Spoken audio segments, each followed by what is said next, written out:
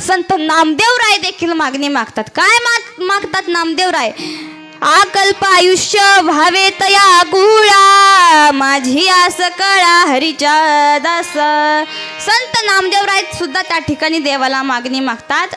आणि तसंच संत जगद्गुरु तुकोबराय सुद्धा देवाला मागणी मागतात की हे चिदान देगा देवा, तुझा विसरण व्हावा. इतके अधिकार संपन्न महात्मे जगद्गुरु तुकोबराय आहेत. महाराज जगद्गुरु तुकोबराय फार अधिकारी आहेत.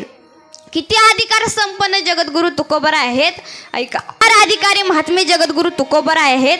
कारण तुकोबरायांचं नाव घेतलं ना साक्षात यमाच्या देखील अंगाला थरकाप सुटावं इतके अधिकार संपन्न जगद्गुरु तुकोबराय आहेत. कारण तुकाराम तुकाराम नाम घेता कापे यम, इतके अधिकार संपन्न जगद्गुरु तुकोबराय आहेत. आता तुम्ही म्हणता जगद्गुरु तुकोबराय नामस्मरण करायचे, पण आम्हाला संसार आहे का नाही?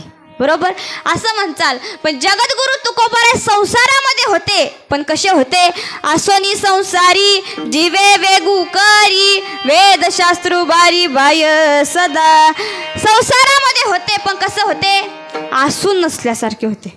बरोबर आसून नसल्यासारखे होते. बघा जगद्गुरु तुकोबरायांच्या जीवनातला एक प्रसंग आहे. तुकोबरायांनी सकाळ सकाळी उठावं, स्नान करावं, देवाची देवपूजा करावी, जेवण करावं, पाणी प्यावं, चप्पल देवावी, हातामध्ये चिपळ्या घ्याव्या, गळ्यामध्ये विना घ्यावा आणि भजन करत करत करत कुठे जावं? भंडारा डोंगरावरती जावं.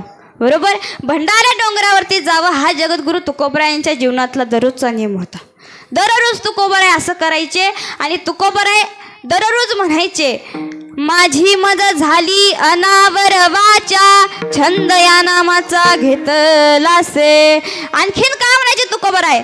माझ्या मनाला गो छंद छंद, माझ्या मनाला गो छंद, नित्य गोविंद गोविंद, माझ्या मनाला गो छंद. जगद्गुरु तुकोबराय दररोज भगवंताचं नामस्मरण करायचे. पण जगद्गुरु तुकोबरायांच्या पत्नी कोण होत्या हो? कोण होत्या? जिजामाता. बरोबर जिजामाता जगद्गुरु तुकोबरायांच्या पत्नी होत्या. पण जगद्गुरु तुकोबरायांच्या पत्नी तुकोबरायांना दररोज भांडायच्या की तुकोबराय तुम्ही आमच्या प्रपंचासाठी काही करत नाही, आमच्या प्रपंचासाठी काहीच करत नाही, तुम्ही फक्त त्या भगवंताचंच नामस्मरण करत बसता, पण आमच्या प्रपंचासाठी काहीतरी करा. मग तुकोबरायांना जिजामाता दररोज भांडायच्या मायबाप. पण तुकोबराय गपगार त्या ठिकाणी ऐकून घ्यायचे आणि जिजामाता तसंच भांडायच्या. पण जिजामातांचा एक नियम होता बघा, तुकोबराय आल्याशिवाय जिजामाता जेवत नव्हत्या. काय जेवत नव्हत्या? आताच्या महिला जेवतात का? बघा आताच्या महिला कशा आहेत? भाजी करत करत शेंगदाणे पोटात. बरोबर भाकरी करत करत भाकरीचा पापुंद्रा गटम पोटात. पण जिजामाता त्या ठिकाणी काय करायच्या? तुकोबराय आल्याशिवाय जिजामाता त्या ठिकाणी जेवत नव्हत्या, अजिबात जेवत नव्हत्या.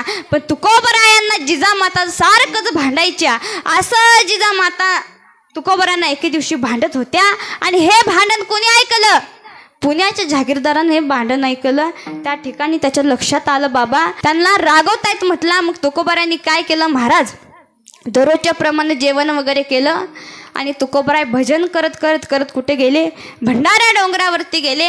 हा पुण्याचा जहागीरदारही तुकोबरायांच्या पाठीमागं गेला आणि तुकोबरायांना म्हटला तुकोबराय तुम्ही या ठिकाणी भजन करताना मग तुम्ही काय करा, हेच भजन तुम्ही माझ्या शेतामध्ये येऊन करा.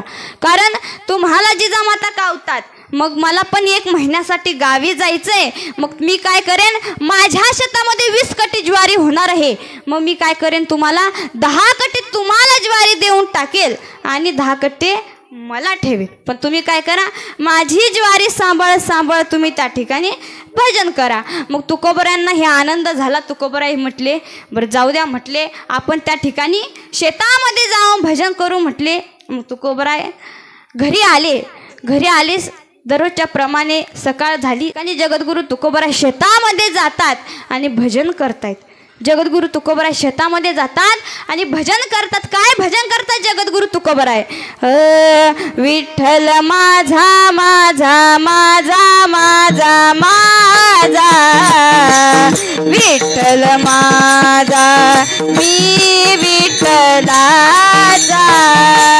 विठ्ठल माझा माझा माझा माझा माझा विठ्ठल माझा मी विठ्ठलाचा विठ्ठल माझा माझा माझा माझा माझा विठ्ठल माझा मी विठ्ठलाचा विठ्ठल माझा माझा माझा माझा माझा विठ्ठल माझा मी विठ्ठलाचा विठ्ठल माझा विठ्ठल माझा मी विठ्ठलाचा विठ्ठल माझा विठ्ठल माझा मी विठ्ठलाचा विठ्ठल माझा विठ्ठल माझा मी विठ्ठलाचा विठ्ठल माझा विठ्ठल माझा मी विठ्ठलाचा विठ्ठल माझा विठ्ठल माझा मी विठ्ठलाचा विठ्ठल माझा विठ्ठल माझा मी विठ्ठलाचा विठ्ठल माझा विठ्ठल माझा मी विठ्ठलाचा विठ्ठल माझा विठ्ठल माझा मी विठ्ठलाचा विठ्ठल माझा माझा माझा माझा माझा विठ्ठल माझा मी विठ्ठलाचा विठ्ठल माझा